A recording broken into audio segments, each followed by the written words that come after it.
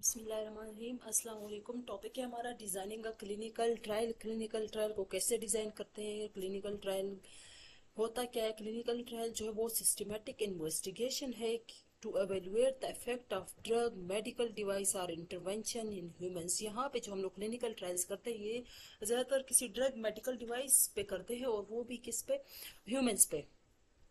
Purpose क्या होता है किसी भी मेडिकल डिवाइस ड्रग का सेफ्टी और उसकी एफिकेसी फाइंड करना। जो भी हमारे पास न्यू ट्रीटमेंट या न्यू मेडिकल डिवाइस जो आ जाती है, डिजाइन हो जाती है। अच्छा, की स्टेप्स क्या है डिजाइनिंग का क्लिनिकल ट्रायल। क्लिनिकल ट्रायल को डिजाइन करने में जो की स्टेप्स है, सबसे पहले हमारा जो रिसर्च क्वेश्चन है वो हमें पता होना चाहिए कि मैं फाइंड क्या करना चाहूँ, क्या करना चाह रहा हूँ, मैं किस प्रॉब्लम को सॉल्व करना चाह रहा हूँ। एक प्रॉब्लम है, मैं इस प्रॉब्लम को सॉल्व करना चाह रहा हूँ कि क्या ये जो ड्रग एक्स है ये ब्लड प्रेशर को ज्यादा कम करता है as compare to drug Y. तो हम लोगों ने इसके लिए ऑब्जेक्टिव सेट करने हैं। प्राइमरी ऑब्जेक्टिव क्या होना चाहिए कि main outcome you aim to measure के ये जो ड्रग है वो ब्लड प्रेशर को कम कराए। दूसरा ये कि एडिशनल इफेक्ट्स और सेफ्टी पैरामीटर साइड इफेक्ट्स हम लोगों ने इस ड्रग के देखने। चूज करने हम लोगों ने स्टडी डिजाइन को, कि हमारी स्टडी डिजाइन कौन सी होनी चाहिए। रैंडमाइज कंट्रोल ट्रायल्स होने चाहिए जिसमें हम लोग पार्टिसिपेंट्स को रैंडमली जो है वो चूज करते हैं। ऑब्जर्वेशनल स्टडी हम लोग कर रहे हैं। इंटरवेंशन लाइक पेशेंट को ड्रग दे नहीं रहे, जस्ट ऑब्जर्व कर रहे हैं पेशेंट्स को, इंटरवेंशन उनमें नहीं हो रही।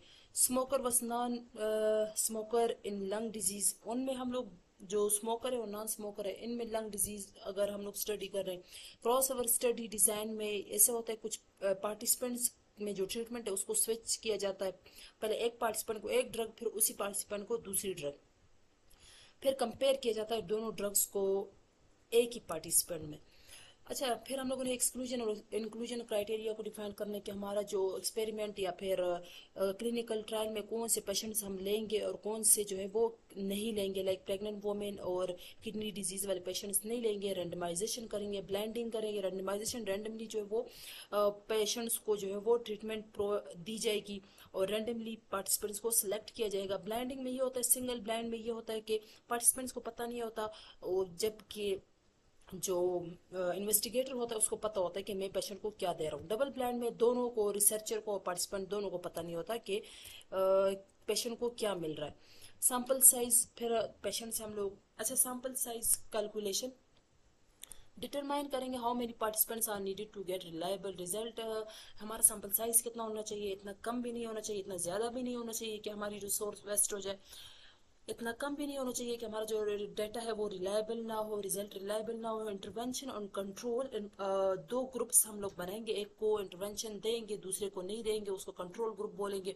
फिर आउटकम्स देखेंगे, फिर एंड पॉइंट्स देखेंगे। प्राइमरी एंड पॉइंट में हमारा मेन मेजरमेंट ये है कि क्या वो जो ड्रग हमने यूज की वो ब्लड प्रेशर को कम कर रही है कि नहीं। दूसरा पॉइंट ये कि क्या वो जो ड्रग हम लोगों ने यूज की है वो क्वालिटी ऑफ लाइफ को इम्प्रूव कर रहा है कि नहीं। एडीआर तो उसके नहीं आ रहे। एथिक्स और इन्फॉर्म कंसर्न, एथिकल अप्रूवल लेंगे हम लोग इंस्टीट्यूशनल रिव्यू बोर्ड से जब भी क्लिनिकल ट्रायल करेंगे ह्यूमंस पे, और पार्टिसिपेंट को उस ड्रग की रिस्क और बेनिफिट्स का बताएंगे। कंडक्ट करेंगे स्टडी और फॉलो, जब स्टडी करेंगे तो हम लोगों ने फॉलो करना होगा गुड क्लिनिकल प्रैक्टिस को। रिकॉर्ड करेंगे डेटा को एक्यूरेटली और इंश्योर करेंगे पार्टिसिपेंट की सेफ्टी को। डेटा एनालिसिस एंड इंटरप्रिटेशन, जो डेटा अब हमारे पास आ जाए उसको अब एनालाइज करना है बाय स्टैटिस्टिकल मेथड, और इंटरवेंशन जो ग्रुप था उसको कंट्रोल ग्रुप के साथ जो है वो कंपेयर करना है। फिर हम लोग रिपोर्ट बनाएंगे, रिजल्ट को पब्लिश करेंगे साइंटिफिक जर्नल्स में।